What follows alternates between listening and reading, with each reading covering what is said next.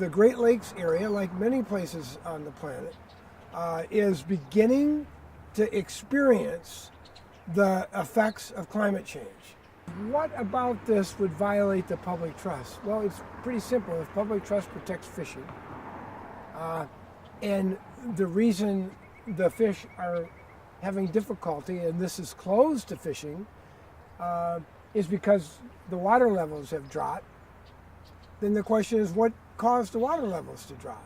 And what we're seeing in the Great Lakes is we're seeing accelerated drops in water levels that are unprecedented. As a result of that, the Department of Natural Resources in Michigan shut down this area to fishing.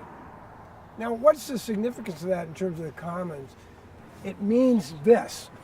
It means that water that would normally be covering this area at this time is not here. It's in the atmosphere. It's going somewhere else, okay? And this community pretty much lost its fishery this year and its economy during the month of September, which, you know, they need going into the lean winter months. It is a duty of government to protect this as a trustee. It is the right of a citizen to enjoy this for fishing, boating, and swimming, and if it is attempted to be alienated as a commons which you share with others by government or some large corporation, you have a right to stop it because they have a legal responsibility not to harm it and not to privatize that which belongs to everybody. And that's this right here.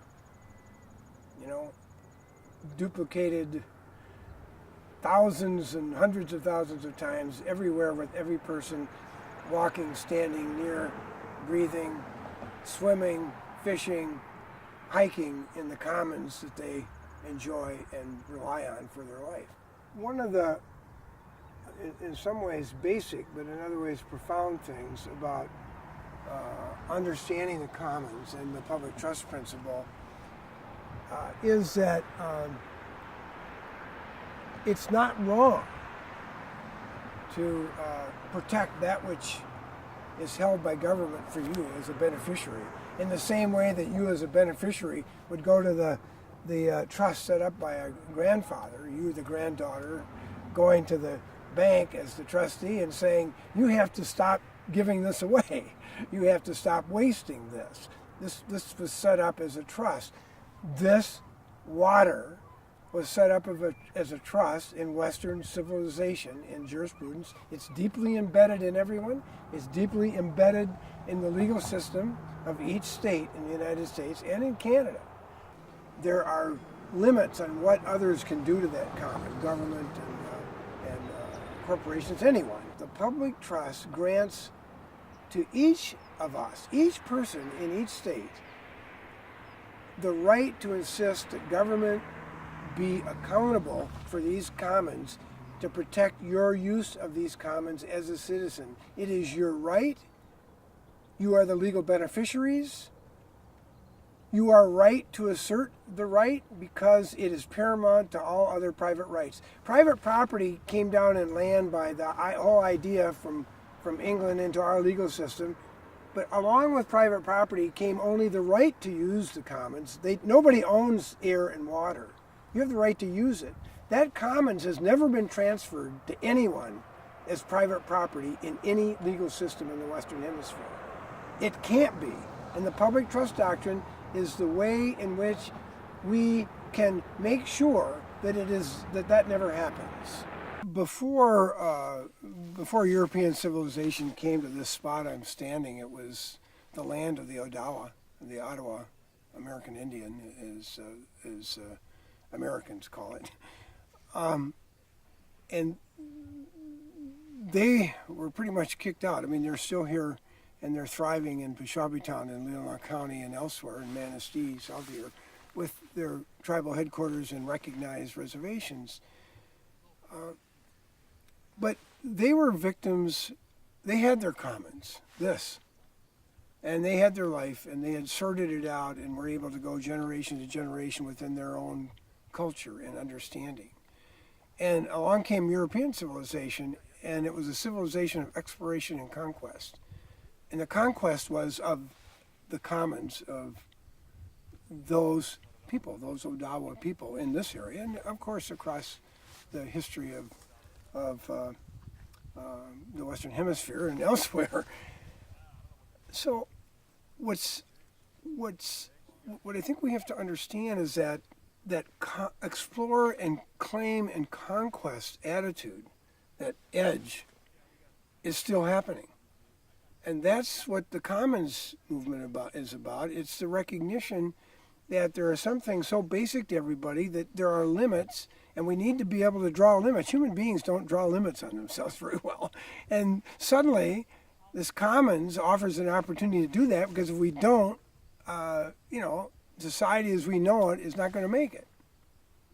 And our grandchildren won't have this. And so I guess what I'm saying is the very conquest of the indigenous people, or American Indian, the Odawa here, that very conquest is the edge of the conquest of the commons, because it's the only thing left to conquer and convert to high profits, because the commons come for free. And if there's ways to privatize something that's common, and you can conquest that and kick others out and enclose it for yourselves. I do this work only because, probably because of a childhood growing up on the Great Lakes like this, and having the freedom to experience the water through imagination and play, like building rafts and poling up and down the lake shore, or diving and swimming between the reeds to find bass. There have been several disputes in the Great Lakes region in the last 10 years concerning the people's right to walk on a beach, to just stand here, like we are right here on a navigable stream and right out here in Lake Michigan, being the shore of public waters, which are recognized public trust waters. And there have been efforts by private property interests to begin to enclose these beaches and prevent the public from having access.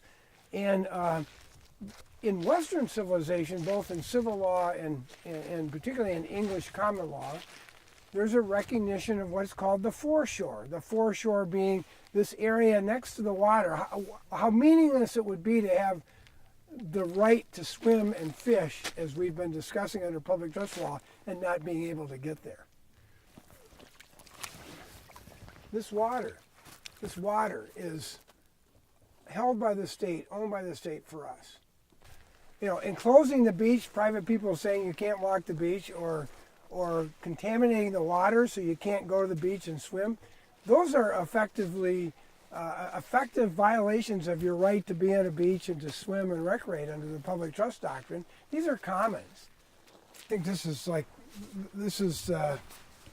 the glory of the Public Trust Doctrine, that people can be here in a setting like this just because they live, just because they're here, It's part of our nature, our own nature, as opposed to being different and separate from it. And that's why I think this is so crucial in terms of people understanding that not only do you have the right of private property, but you enjoy this shared, inalienable right, in the words of the Declaration of Independence in our country, a shared, inalienable right to enjoy this beach and enjoy things that are common.